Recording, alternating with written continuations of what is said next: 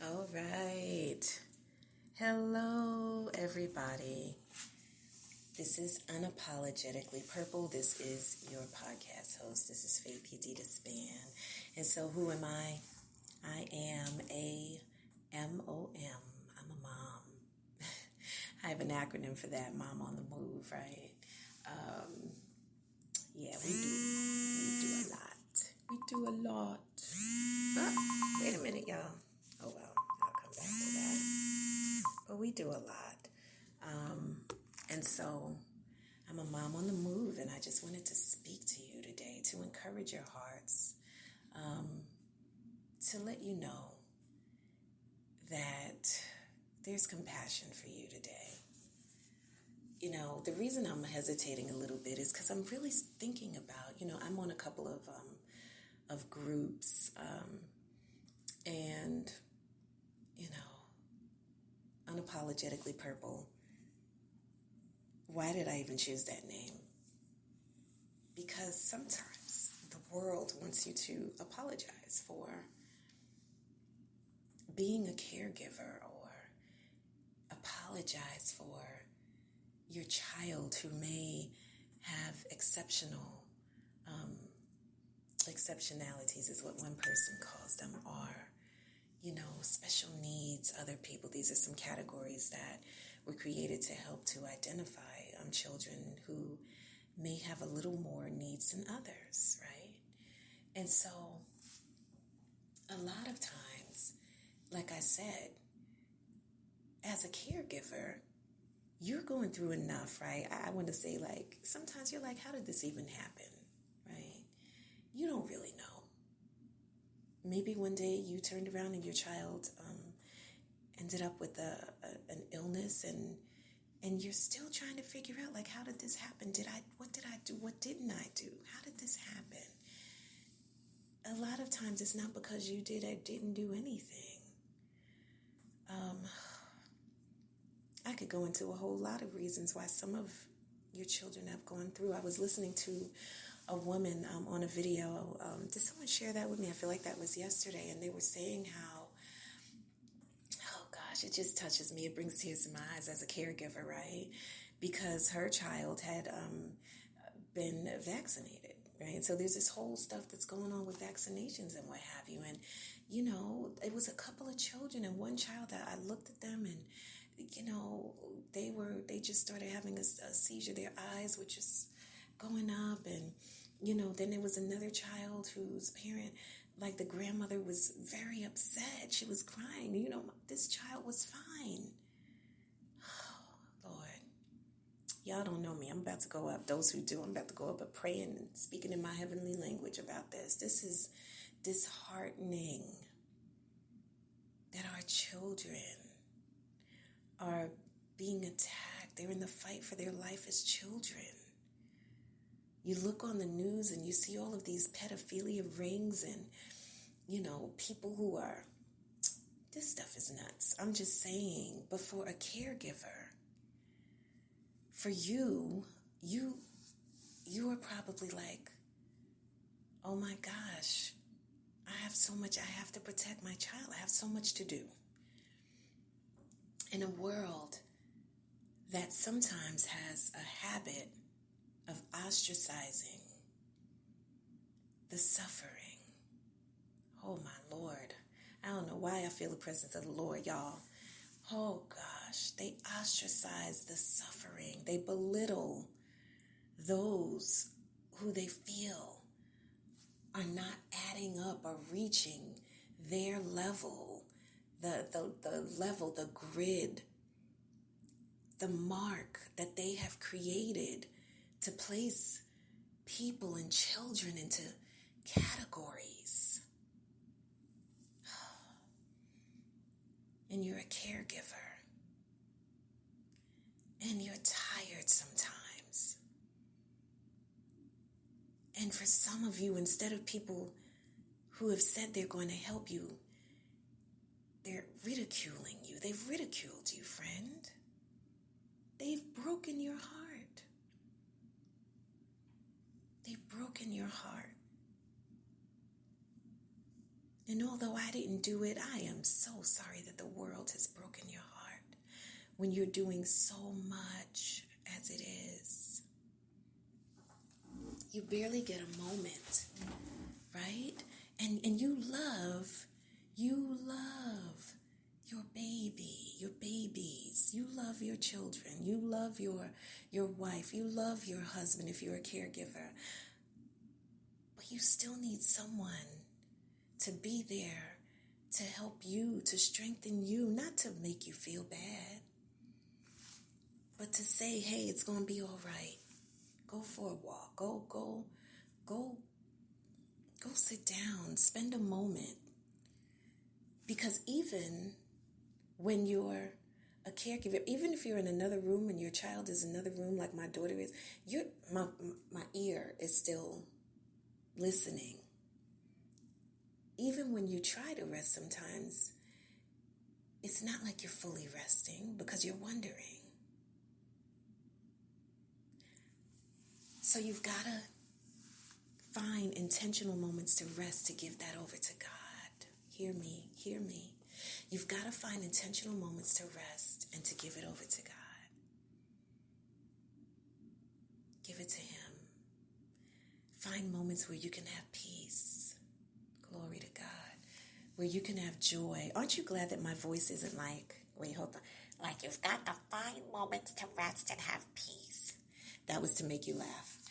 People have told me that my voice is so peaceful. Here's the joke with my daughter. Sometimes, when she wakes up, I will read to her. I will read her little book that she has, to encourage her. It's a little, inspirational, motivational book for girls. I'll read the Bible to her.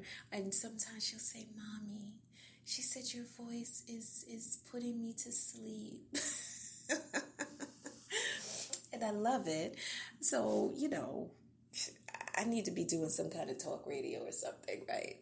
At night. So people I can't sleep. And then you turn it on, Real Talk or Moments with Faith or whatever it is. And then all of a sudden you're like, oh, wait, what did she say? I missed a whole, Well, listen, it's a gift. I used to be like, why? So I hope that as you're listening, that you can get some moments just, first of all, to know that you are, I don't personally know you, but I know of your situations. You're seen and you're heard. I don't need to know you to know that you're heard, that you're not forgotten. That no, it hasn't been easy. And no, you don't want to get frustrated. And there are times when you do. There is something called sleep deprivation. You don't get enough rest. Your body is going to let you know that something is not right. And many of you say, well, how can I get rest with this? I want you to start to really pray and just say, God, I need you to take my sleep, and can you please take my sleep and make the seconds and the minutes seem like hours so that I can feel rested? He can. There was a time I was so tired. I felt a little bad about it. When I was at my 9 to 7, 9 to 6:30, I didn't really do a 9 to 5. It was supposed to be, but yeah, I like to work hard. My boss would say that. You work like a slave, she said, because I want things to get done. I wouldn't take lunch breaks. I'd drop my daughter off at school before, all of this, the illness, or she was afflicted with, it's an epilepsy podcast, but there are others who might be listening. But yes, with that, and it was like, I'd go pick her up, get her, do dinner, get off of work, and start all over again, right? And so one day she wanted to play, and I was like, I am going to, have a tea party. I'm going to play with her, have this tea party. Do you know that I was sitting there having this tea party with my beautiful girl, and I was exhausted. All right? I was literally exhausted. And when I woke up, did you get that?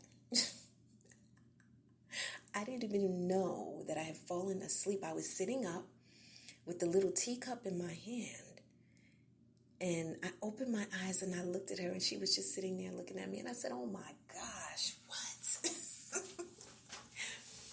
And I just woke up and started. I said, Mommy is so sorry, honey. Mommy is so sorry. Mommy's tired, because at that time, when the diagnosis first happened, forget about it. How are you going to sleep, right? Especially if your child is having seizures in their sleep. You don't sleep. You start sleeping with them 9 times out of 10. You know kids don't know how to sleep in one spot. They move all around. You know, they're going to kick you. You may wake up with their foot in your face. Whatever, in your back, their knee in your back, and different things like that. So you don't really get sleep. They sleep, thank goodness. But you don't really sleep. And you keep doing it over and over again. If you're a solo mom, single parent, my prayers are for you. You know, sometimes you are ostracized just for being a single parent, because people don't understand that you are resilient. You didn't expect for that to happen, but it did. And you didn't give up. You didn't say, I'm not going to do this. And some of you may have. But maybe you did it because you felt you couldn't do any better, that you really couldn't help. Children need their parents too. And then sometimes it's a wise choice you made. You're like, listen, I know I just feel like I can't do this. And you put them into the hands of someone who's trustworthy. But as I was looking, some of these kids are falling into the hands of people who are not trustworthy. People who want to do things to them that a child should not have anyone do to them. They were not created to have sex with adults. They were not created for that. So, caregiver, do your best. Do your best, because your best is what you have. Take moments to breathe. Take moments to stop, to pray. And maybe you've been angry with God because you're just like, why did this have to happen to us? But we live in this imperfect world. A world where sin came in because people didn't want to listen, didn't want to follow, didn't want to obey. It could have been so much better. But because it is what it is, we do the best we can, but we trust God all the way. I don't know how I would have made it this far if I did not have God in my life. There's no way. There's no way that I could have said, I can go through all of this and experience it and be this caregiver and do all of this by myself without the help and the grace and the mercy and the strength of God. There's no way. There's no way. I pray that you invite him in. If you say this is chaotic, invite God into the chaos. He's the only one I know, oh glory, who can bring peace in chaos. Chaos all around. And yet God can give peace and comfort and strength. So there is compassion for you today, caregiver. There's compassion for you. There's compassion for you. You are loved. You are appreciated for all that you do. And you do a lot. You do so much. And in the midst of all of these shutdowns and things that are happening, you're trying to figure out, like, some of you, how do I do this? And you're upset because you're trying to figure it out. And, you know, there may be disability and you're fighting yourself because you're like, I have to do this and I'm trying to figure this out. And I pray that you will find a healthy community of people who will celebrate you for what you do. Some people don't see all that you do. Some people don't see all that I do. Up late at night, sometimes till 2 o'clock in the morning. If you have a child who deals with insomnia because of their medicine and they can't sleep, even though they want to, and you've given them melatonin, and for some kids, melatonin gives them nightmares. And some people say, well, it's natural, it's in your body. Well, anything that's man-made can have the ability to do something else, right? It's not perfect. But it gives them nightmares, and so even the time that you could be working, or maybe you had a plan, I'm going to do this, and then all of a sudden your child was ill. They needed you. You are the right person for the job. Some of you have been saying, I don't think I can do this anymore. I don't think I just don't feel like I'm strong enough, but you are. You've just got to take moments to pour out, to release, to give to God so that He can strengthen you. Even your sadness. Anybody and everybody wants their child to be healed. Anyone and everybody wants their loved one to be healed. But even as they go through that, you keep on believing, you keep on praying. You don't give up hope. You don't give up your faith. You keep on going. Some of these things are just attacks straight up from the enemy, you know. So keep praying, Lord, my child. My daughter, my child. Some of you have had to learn how to wrestle to keep your child from either hurting you because of the medicine. It's oh, Lord have mercy. And yes, get it. They need it. But sometimes, listen, you might have to go back and say, listen, can you change this one? And be adamant about it. Oops. It's a real podcast, y'all. Noise. But be adamant about it. Stand up. It's okay. You can be brave about it. This medicine is making my child. You know your child better than anyone else does. Find yourself a doctor who's going to partner with you. Do your research. One who's going to listen to you and not just say, I have all the answers. You live with them. You see them when they sleep. They will be angry with you more than a bully because they see safety with you. Okay? Be encouraged. Don't give up. Don't give up. Keep going. Keep going. You can do this. You're cut out to do this. You're cut out to do this. Take those moments to cry by the sink or whatever when you need to, and then get back in there because you can. But do it with the help and strength of God. Do it with the help and strength of God. And if you've been angry and all of that, God forgive me, right? There's nothing wrong with saying, God forgive me. I was angry. I was upset. I'm just trying to figure things out, and sometimes I'm tired. I pray that God will send the right people into your life. Not the wrong anymore. Not the ones who are going to ostracize and criticize you and your daughter, your child, your son, your husband, your wife. Criticize how you're raising them. Criticize what you're doing. They don't realize that their tongues are like venom. And they're spewing out poison instead of really helping you. Some people try to help you because they want to, see what I did. Those are not the people I'm praying about. Yeah, I helped them. No, not them. Not them. Get on out of here. I'm not talking about those people. I'm talking about genuine people who are really going to love you. And they may not be people in your immediate surrounding. I hope they are. It may be strange. It may be a stranger. Maybe someone who has a heart because they went through it. Those are the ones who are compassionate, the ones who are empathetic. They experienced it. All right? So do your research. I know some of you have researched a whole lot and you're like, more research? Yeah, do it. I have some new research to do too. But most of all, keep going, okay? You are loved, caregiver. You are loved. You are seen. You are heard. Maybe when you don't think it, but you are. So keep on going. There is compassion for you. I will continue to pray for you. I will continue to encourage you.